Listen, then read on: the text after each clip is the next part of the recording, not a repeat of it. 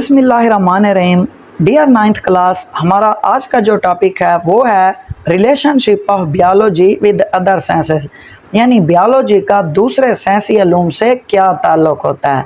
इसका मतलब है कि बायो कभी भी आपका पीछा नहीं छोड़ने वाली बच्चों, चाहे आप कुछ भी रख लें, फिज़िक्स रख लें, केमिस्ट्री रख लें, मैथ रख लें बच्चों, फिर भी ये बायो आपके साथ रहेगी।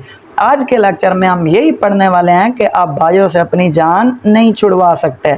मतलब इसका ये है कि बियोलॉजी का बाकी साइंसी इल्म के साथ क्या ताल्लुक़ होता है।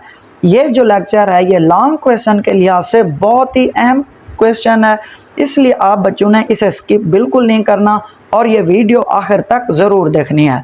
चलें हम अपना आज का लेक्चर शुरू करते हैं। हमारा लेक्चर है relationship of biology with other sciences, यानी बियोलॉजी का दूसरे साइंसी इल्म से क्या ताल्लुक़ होता है। कहता है biology is linked with other natural sciences. Biology जो है ये किस चीज़ के साथ लिंक है, किस चीज़ के साथ जुड़ी हुई है, जो दूसरी साइंसेस होती हैं उनके साथ भी जुड़ी हुई है। अब दूसरी साइंसेस का क्या मतलब है, जैसे केमिस्ट्री हो गई बच्चों, फिजिक्स हो गई, या जैसे दूसरी साइंसेस हैं उन तमाम के साथ जो है बियोलॉजी का वास्ता होता है। अब बायोकेमिस्ट्री जो पहले नंबर पर है, बायोकेमिस्ट्री में बायो का क्या रिलेशन होता है बच्चों। कहता है बच्चों study of structure and reaction of different chemical substances and living organism. कहता है जितने भी जिंदा जानदारों में उनकी साख्त और उनके जिस्म में जो रिएक्शन हो रहे होते हैं वो हम किस शाख में पढ़ते हैं, वो हम बायोकेमिस्ट्री में पढ़ते हैं। यानी जानदारों के हम स्ट्रक्चर के बारे में पढ़ेंगे और उनके अंदर जितने भी रिएक्शन हो रहे होते हैं बच्चों वो हम किस शाख में पढ़ते हैं बच्चों, वो हम बायोकेमिस्ट्री में पढ़ते हैं। आप बच्चों ने इसकी एग्जांपल लाजमी लिखनी है अगर शार्ट आ जाए। अगर एग्जांपल नहीं लिखेंगे तो पूरे 2 नंबर नहीं मिलने बल्कि 1 नंबर मिलेगा। इसलिए बायोकेमिस्ट्री की क्या एग्जांपल है, फोटोसिंथेसिस बायोकेमिस्ट्री की एग्जांपल है जिसके ज़रिए पौधे अपनी खुराक खुद तैयार करते हैं, और रिस्पिरेशन जो है वो भी किस चीज़ की एग्जांपल है बच्चों, बायोकेमिस्ट्री की एग्जांपल है। आगे मैं कहता है दूसरे नंबर पर बायोफिजिक्स, यानी कि बच्चों फिजिक्स के साथ बायो का क्या ताल्लुक़ होता है। कहता है it is the study of principle of physics. ये फिजिक्स के उन कवानीन का मुतालिया है विच अप्लाई टू द बियोलॉजिकल प्रोसेस, जिनका लागू किस पर होता है बच्चों, जिनका लागू बियोलॉजी पर होता है। यानी ये फिजिक्स के वो कवानीन हैं जो किस पर लागू होते हैं बच्चों, जो बियोलॉजी पर क्या होते हैं बच्चों, लागू होते हैं। अच्छा इसकी एग्जांपल क्या है बच्चों, कहता है रूल्स ऑफ लीवर, और कहता है and motion for understanding the function of muscles bones joints. कहता है बच्चों लीवर का जो रूल होता है, असूल होता है, लीवर का मतलब बच्चों एक पुली आप समझ लें बेटा, उसका जो असूल होता है मोशन का, और दूसरे नंबर पर मसल, हमारे जो मसल्स होते हैं, जो हड्डियां होती हैं, जॉइंट्स और जो जोड़ होते हैं, इन लीवर, इन किस चीज़ का बच्चों, लीवर का, मसल, बोन और जॉइंट का एक ही काम होता है। वो क्या काम होता है बच्चों, वो मोशन, हरकत करवाना होता है। इसी तरह बच्चों हमारे पास जो और एक शाख है बच्चों वो है कंप्यूटेशनल बियोलॉजी। अब कंप्यूटेशनल बियोलॉजी क्या है, कहता है साइंटिस्ट यूज मैथमेटिक टूल्स। इसमें जो साइंसदान होते हैं वो मैथमेटिक्स टूल इस्तेमाल करते हैं। Algorithms and computer simulations.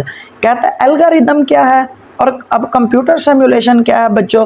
कहता है एल्गोरिदम और जो सिमुलेशन है ये किस चीज़ में शामिल होते हैं, इन्वॉल्व्स इन दी एनालाइजिंग बियोलॉजिकल डेटा।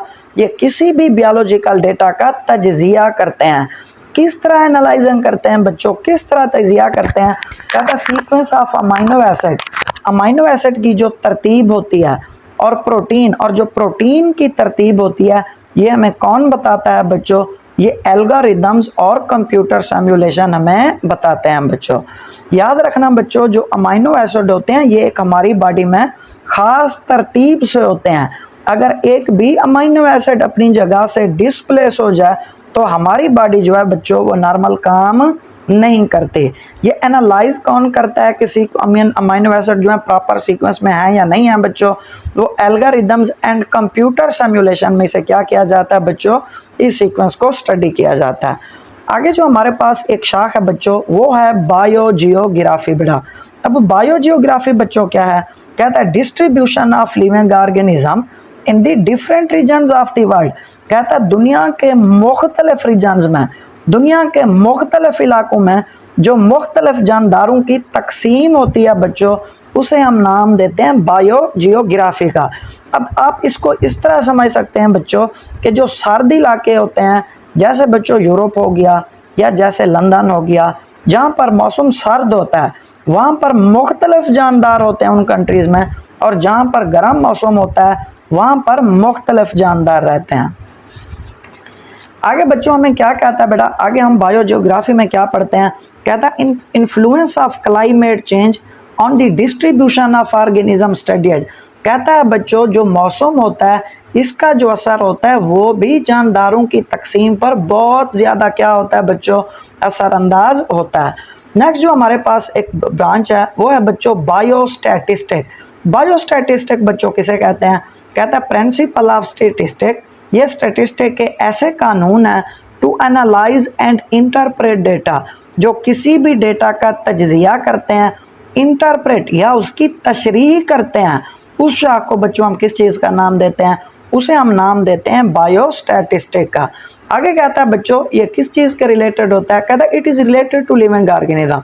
इसका वास्ता जो होता है वो जानदार चीज़ों के साथ होता है। Crucial role in biological research, ये किस चीज़ में अहम किरदार अदा करती है बच्चों, ये बायोलॉजिकल रिसर्च तहकीक में बहुत अहम काम करती है।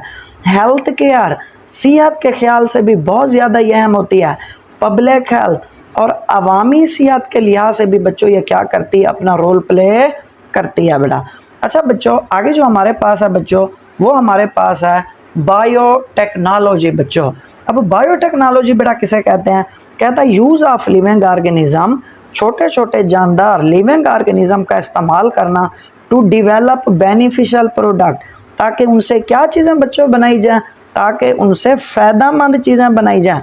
यहाँ पर जो बच्चों लिविंग ऑर्गेनिज्म है ये माइक्रो ऑर्गेनिज्म होते हैं। कौन से माइक्रो ऑर्गेनिज्म हो सकते हैं बच्चों, बैक्टीरिया हो सकता है बच्चों, वायरस हो सकता है, और इसी तरह दूसरे फंजाई वगैरह भी हो सकते हैं।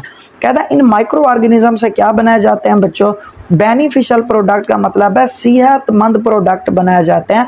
इस ब्रांच को हम क्या नाम देते हैं, बायोटेक्नोलॉजी का नाम देते हैं।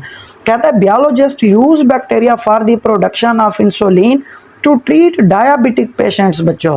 बहुत अहम मिसाल बता रहा है, कहता है बायोलॉजिस्ट क्या करते हैं, बैक्टीरिया को वो किस चीज़ के लिए बच्चों इस्तेमाल करते हैं, इंसुलिन की प्रोडक्शन के लिए इस्तेमाल करते हैं, यानी कि बैक्टीरिया से वो इंसुलिन बनाते हैं। अच्छा ये इंसुलिन किस चीज़ का काम आता है, किस डिजीज़ का काम आता है बच्चों, टू ट्रीट डायबिटिक पेशेंट्स बच्चों, यानी कि जो शुगर के मरीज़ होते हैं, जो डायबिटीज़ के पेशेंट होते हैं, उनके अगेंस्ट इंसुलिन क्या की जाती है बच्चों, इस्तेमाल की जाती है। और ये इंसुलिन कौन बना रहा होता है बच्चों, ये बैक्टीरिया बना रहे होते हैं। इसी तरह बच्चों हमारे पास जो और एक ब्रांच है इसकी वो है बच्चों बायो इकोनॉमिक्स। ये बड़ा बायो इकोनॉमिक्स है, मतलब ये बायोकेमिस्ट्री नहीं है भाई। बायो इकोनॉमिक्स में मैं क्या कहता है बच्चों, कहता है study of organism from economical point of view. कहता है जानदारों का मुआशी हवाले से मुतालिया करना बच्चों। मुआशी का मतलब है पैसे के लिहाज से मुतालिया करना। आई होप सो अब तो समझ आ गई होगी ना बच्चों। इकोनॉमिकल पॉइंट मुआशी का मतलब क्या होता है बच्चों, पैसे के लिहाज से मुतालिया करना। उसे हम किस चीज़ का नाम देते हैं बच्चों, उसे हम नाम देते हैं बायो इकोनॉमिक्स का।